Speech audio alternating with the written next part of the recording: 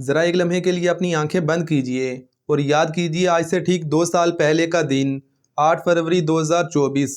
वो रात जब पाकिस्तान की आवाम सोई तो कुछ और सोचकर थी और जब जागे तो कुछ और ही नतीजा इनके सामने था। वो रात जब पाकिस्तान के सोशल मीडिया पर एक ही बात गूंज रही थी कि पाकिस्तान तहरीक इंसाफ जीत चुकी है। पाकिस्तान तहरीक इंसाफ स्वीप करने के अंदर कामयाब हुई, चाहे वो कौमी असेंबली हो या प्रोविंशियल असेंबली हो। 180H जो कि मुस्लिम लीग नून का हेडक्वार्टर्स है, वहाँ से शरीफ खानदान जो है वो अपना सामान पैक करके तो वो जाती उमरा की तरफ चले गए हैं। इस वक्त सूरत हाल ये है कि इमरान खान की पार्टी पाकिस्तान में लीड कर रही है, लेकिन अगली सुबह टीवी स्क्रीनों पर नक्शा ही बदल चुका था।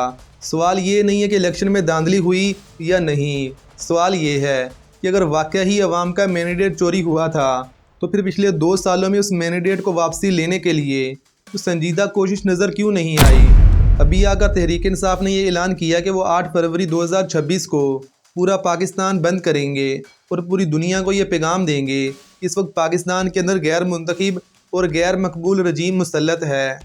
लेकिन यहाँ पर सवाल ये है कि क्या तहरीक इंसाफ वाकई आज पूरा पाकिस्तान बंद करने की हैसियत भी रखती है या नहीं। और आज की इस वीडियो में हम जज्बात को एक साइड में रखकर ग्राउंड रियलिटी को देखने की कोशिश करेंगे और वो सच जो शायद तहरीक इंसाफ का वोटर भी कभी सुनना नहीं चाहता। सर जी, अगर फेयर टू फेयर इलेक्शन हो तो 95% इमरान खान जीते। नवाज शरीफ का जीतना तो बहुत दूर की बात है, सानू माफी दे दो भाई। रश तो उनके इसलिए होता है कि बिरयानी बेच रहे होते हैं, अगर पैसे दे के वोट खरीदेंगे फिर हो सकता है जीत जीत जाएंगे आप। क्या वजह? मुकाबले में कोई नहीं, पहलवान केला आएगा तो कोई आना तो उसने जीतना ही है। आज से ठीक 2 साल पहले पूरे निज़ाम ने मिलकर पाकिस्तान तहरीक इंसाफ को कुचलने की पूरी कोशिश की। इन लोगों ने इमरान खान को तो पहले ही जेल में डाला हुआ था और इसके अलावा तहरीक इंसाफ के जितने भी उम्मीदवार थे इनमें से अक्सरियत से ज़बरदस्ती प्रेस कॉन्फ्रेंस करवाकर पार्टी छुड़वा दी। और पाकिस्तान तहरीक इंसाफ के जितने भी बड़े बड़े सियासी रहनुमा थे वो सभी मंजर-ए-आम से गायब थे। वो सिर्फ इतना ही नहीं बल्कि सुप्रीम कोर्ट ऑफ पाकिस्तान ने तहरीक इंसाफ से बल्ले का इंतखाबी निशान भी छीन लिया था। यानी कि 8 फरवरी 2024 के इलेक्शन में पाकिस्तान तहरीक इंसाफ नामी की कोई जमात मौजूद ही नहीं थी।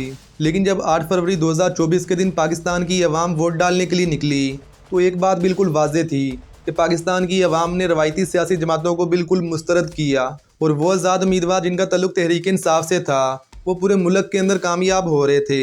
इलेक्शन से पहले की अदाद-ओ-शुमार चाहे कुछ भी कह रहे हों, लेकिन एक बात बिल्कुल वाज़ेह थी कि पूरे मुल्क के अंदर तहरीक इंसाफ एक वाज़ेह अक्सरियत हासिल कर चुकी थी। तकरीबन 180 के करीब नशिस्तें, वफाक में हुकूमत बनाने की पोजीशन।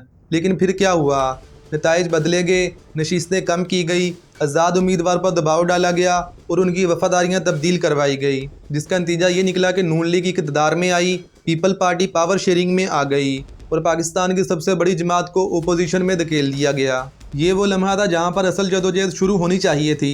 तारीख हमें बताती है कि सिर्फ इलेक्शन जीतना ही काफ़ी नहीं बल्कि इलेक्शन के बाद अपने हक़ के लिए लड़ना ही असल सियासत होती है। सवाल ये है, क्या पाकिस्तान तहरीक इंसाफ ने वो लड़ाई लड़ी? तो जवाब है नहीं। पाकिस्तान तहरीक इंसाफ के पास कोई वाज़ेह पार्लिमानी स्ट्रेटजी मौजूद ही नहीं थी और ना ही इनके पास कोई लॉन्ग टर्म प्लान था। और इनकी लीडरशिप का तो अल्लाह ही हाफ़िज़ है, वो बिला फजूल में दूसरों से लड़ते रहते हैं। जब कोई नहीं मिलता तो फिर ये आपस में लड़ना शुरू कर देते हैं। पार्लियामेंट वो जगह थी जहां हुकूमत पर हर महीने, हर हफ्ते, हर दिन, हर घंटा, हर मिनट दबाव डाला जा सकता था, क्योंकि पाकिस्तान के अंदर मसाइल इतने ज़्यादा हैं वो तो कभी ख़त्म ही नहीं होने थे, जिनमें महंगाई, बिजली के बिल, IMF, बेरोज़गारी और हुकूमत के पास इनके दफा के लिए कुछ भी नहीं था। लेकिन तहरीक इंसाफ ने इस मौके को पूरी तरह से इस्तेमाल ही नहीं किया। मैं समझता हूँ कि नून लीग की हुकूमत की खुशकिस्मती है कि उनको ऐसी निकम्मी ओपोजिशन मिली, क्योंकि 2018 में जब तहरीक इंसाफ हुकूमत में और नून लीग ओपोजिशन में थी तो नून लीग ने तो इन लोगों की बैंड बजा कर रख दी थी। ये एक तलख हकीकत है मगर है सच कि पाकिस्तान तहरीक इंसाफ की सबसे बड़ी दुश्मन हुकूमत नहीं बल्कि तहरीक इंसाफ खुद है। एक ग्रुप दूसरे ग्रुप पर इल्ज़ाम लगाता रहा, एक लीडर दूसरे को गद्दार कहता रहा, फिर चाहे टिकट, ओहदे, बयानात, सब पर इनके आपस में ही जंग चलती रही। और इसी वजह से पाकिस्तान तहरीक इंसाफ का कारकुन भी कन्फ्यूज़ है कि इनमें से कौन लीडर है, कौन गद्दार, किसकी बात माननी है, क्या प्लान है, कब कौन सा बयानिया बनाना है। जब इस तरीके से किसी पॉलिटिकल पार्टी की क़यादत वाज़ेह ना हो तो कारकुन हमेशा जज्बात पर चलते हैं और जज्बात प्लानिंग के मुकाबले हमेशा हार जाते हैं। हुकूमत गलत फैसले करती रही, टैक्स पर टैक्स लगाती रही, महंगाई आसमान पर चली गई और हुकूमत के बड़े बड़े स्कैंडल सामने आए, लेकिन ओपोजिशन ने सिवाय प्रेस कॉन्फ्रेंस और ट्वीट के कुछ भी नहीं किया। अच्छा, हुकूमत को भी ये बात बहुत अच्छे से मालूम है कि ये लोग किसी भी मामले पर 4 दिन शोर मचाते हैं, फिर सब भूल जाते हैं। इसीलिए ताकत के ईवानों में कभी खौफ नज़र ही नहीं आता। वो लोग हुकूमत में बैठकर बिल्कुल इंजॉय कर रहे हैं। अगर हम पाकिस्तान तहरीक इंसाफ की मौजूदा क़यादत को देखते हुए ग्राउंड रियलिटी की बात करें तो भाई अब तक तो पाकिस्तान तहरीक इंसाफ को ख़त्म हो जाना चाहिए था, लेकिन अगर आज तहरीक इंसाफ पूरे मुल्क के अंदर मौजूद है तो इसका पूरा क्रेडिट जेल में बैठे हुए कैदी नंबर 804 और पाकिस्तान तहरीक इंसाफ के सोशल मीडिया को जाता है। लेकिन अफसोस की बात यह कि वो तमाम लोग जिन्होंने आज तक पाकिस्तान तहरीक इंसाफ को सोशल मीडिया पर ज़िंदा रखा हुआ है, जब उन लोगों पर कोई मुश्किल वक्त आता है तो पाकिस्तान तहरीक इंसाफ की मौजूदा क़यादत बिल्कुल खामोश रहती है। और इसके अलावा आपको याद होगा कि 26 नवंबर 2024 के एहतजाज के लिए जब पाकिस्तान तहरीक इंसाफ के कारकुन डी चौक की तरफ जा रहे थे तो उस वक्त अली अमीन गंडापुर ने कहा था कि हम सर पर कफन बांध कर जा रहे हैं। अगर हम वापस ना आए तो बस ठीक है, फिर हमारे जनाजे पढ़ लेना। अब या तो हम इमरान खान को लेकर वापसी आएंगे और अगर हम वापसी नहीं आए तो हमारे जनाजे पढ़ देना। अगर हम वापस आएंगे तो इमरान खान को लेकर ही आएंगे। लेकिन जब डी चौक पर पहली गोली चली तो उसी वक्त अली अमीन गंडापुर वहाँ से दुम दबाकर भाग गए और जो आम लोग उसके साथ गए हुए थे उनको वहाँ पर मरने के लिए छोड़ दिया। और वो तमाम लोग जो पाकिस्तान तहरीक इंसाफ के लिए एहतजाज करते हुए गिरफ़्तार हो जाते हैं, बाद में इनसे पूछने वाला कोई नहीं होता। इसीलिए इन तमाम चीज़ों को देखते हुए अगर आज हम ग्राउंड रियलिटी की बात करें तो ये बात सच है कि आज भी पाकिस्तान की आवाम इमरान खान से मोहब्बत करती है।